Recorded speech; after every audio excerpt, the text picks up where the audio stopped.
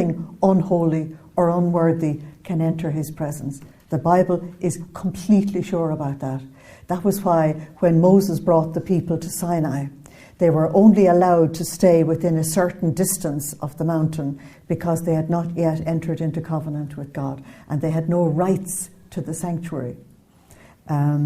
As I said earlier, I think we have violated the rights to the sanctuary in recent times, and we've got to get it back, the holiness of the sanctuary of God, because it's meant to reflect the holiness of the sanctuary in heaven, and the holiness of the persons serving the altar is meant to reflect the holiness of the 24 classes of priesthood around the throne of God. So the white alb that the priest wears is actually the garment that John describes here in the book of Revelation, the garment of holiness in the priesthood. And so to wear that without holiness and without deep commitment to the Lord is a personal insult to God, because the person who is standing there dressed in that alb is standing there in persona Christi. He's not standing there in his own name. He's not standing there in his own rights. He's standing there as the Christ for us. Therefore, he is dressed in the same garment as the Christ in heaven. Because if you go back to chapter 1, you're told that the garment that the Christ was wearing when he was seen in glory was this long white robe with the golden girdle around his waist. And then when you went into chapter 5 and chapter 7 and met the saints, you discovered that they were dressed in exactly the same way. So this holiness is extremely important. It's Hebrews 12:14. I was going to say 14:12. The author says, "Always be wanting peace with everyone and the holiness without which no one will ever see God."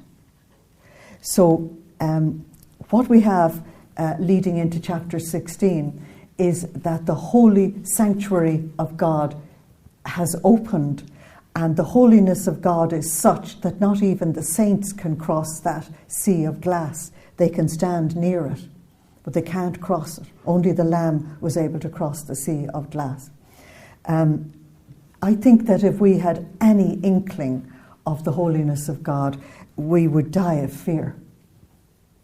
And we would only begin to realize that stuff that we tolerate in ourselves, sinfulness that we tolerate, selfishness that we tolerate, lack of commitment that we tolerate, a lack of love for God and far too much attachment to the earth and to pleasure into our own will and everything, how serious it is in the eyes of God, and how absolutely unworthy it makes us.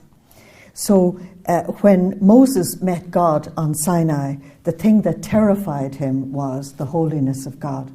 And Moses actually revealed the holy God to Israel, so that they even coined the phrase, the Holy One of Israel. And any time the people of Israel had to experience chastisement from God, it was because they had gone into idolatry and the filth of immorality and worldliness and the world, the flesh and the devil. And that was completely intolerable to the holy God. So you can't have the holiness of God's sanctuary and the privileges that go with it and have all this other stuff. Now, if you go into 1 Corinthians 10 and 11, you will find St. Paul speaking to the early church in Corinth and telling them that they absolutely cannot go from the temple of Diana, where they're into idolatry and they're into so-called sacred prostitution, and come back and think that they can participate at the table of the Lord. Now, we're living at a time when society has so degenerated that people demand to go to the altar and receive Holy Communion even when their lives are specifically being lived in opposition to God's will. That when their lifestyle is unchristian, immoral, or whatever. And they will demand it as their right. And of course, there's no right. Because if we understood the Eucharist at all, I've mentioned this to you before, that at the steps of the altar, before we ever ascend into the sacred liturgy, we are meant to put our lives into line with God's will. Now, we need to give more time to that for people to realise the seriousness of the sacredness of the liturgy. But here, the tabernacle, if I can put it that way, is open. And the sacredness of the holiness of God is revealed. Now, because we have deteriorated so much in our society, if you open the tabernacle, it's not going to make any difference to anybody. You expose the Blessed Sacrament and people will talk in the church. So there's absolutely no sense of the sacredness of the presence of God. There isn't even a sense of the presence of God. And for me, one of the great scandals is for a priest to leave the Blessed Sacrament exposed on the altar when there are people talking. To me, that's a terrible scandal. I can't cope with it at all. Because there is no sense whatever who is present. Now, John tells us here in chapter 15 that as soon as the tabernacle in heaven opens, the Holy of Holies opens, there's not a solitary sound in heaven. Now, when you went back to chapter 5 and heard the people in heaven, they were all shouting and proclaiming the praises of God and singing, and it was fierce noisy altogether. People like me would find it difficult. But now when God reveals his holiness, there is total and absolute silence. What you're going to find in chapter 19 is that when Jesus returns in glory, there's all this raucous noise and rebellion on the earth, and everybody gathered for the final showdown with God at Armageddon. And as soon as Jesus appears, there's just total silence. Now, these things in the book of Revelation you need to notice. God be with the days when, as soon as the sacred host was raised before the congregation, there was a profound silence. I remember, I'm going to use a word that might seem strange to you, but I remember tasting it when I was a child. You could sort of taste the sacredness of this profound silence. And all you ever heard was the tinkle of a little bell. Now the tinkle of the little bell may or may not be used.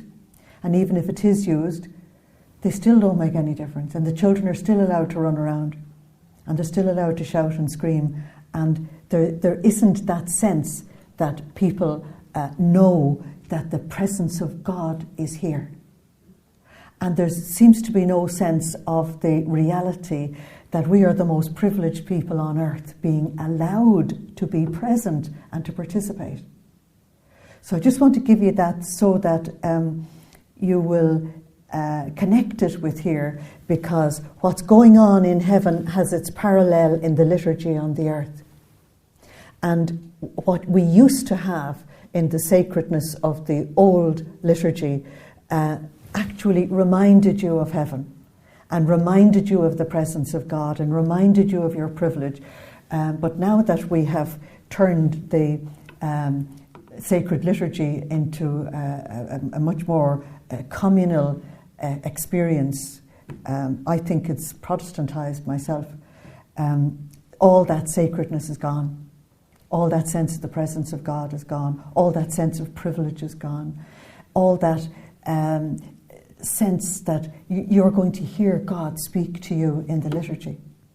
I mean, one of the things about the liturgy in Africa that really, really touches me is that in liturgies that I have participated in a Sunday Mass, which takes about 3 hours, is that the person who is going to read doesn't process in with the priest at the very beginning. This person processes in by themselves, just in time for the liturgy of the word, and they cover the person's shoulders with the cope, is that what you call it? The humeral veil. And they cover the person's shoulders and hands with the humeral veil, and the priest puts the sacred book of the Gospels into the person's hands. He does it. And then the priest walks quietly back to the altar to wait for the reader to come. And as the reader is walking up the church, holding up the sacred book before the congregation turns towards the book. And the choir sings, God is about to speak. God is about to speak. Open your ears, O people of God. God is about to speak. And it is so sacred. It's really, really fascinating. And in their culture, you stand to hear an instruction. You don't sit. So they stand in absolute silence when the word is being proclaimed. And again, the silence can be felt. Now, we've lost that.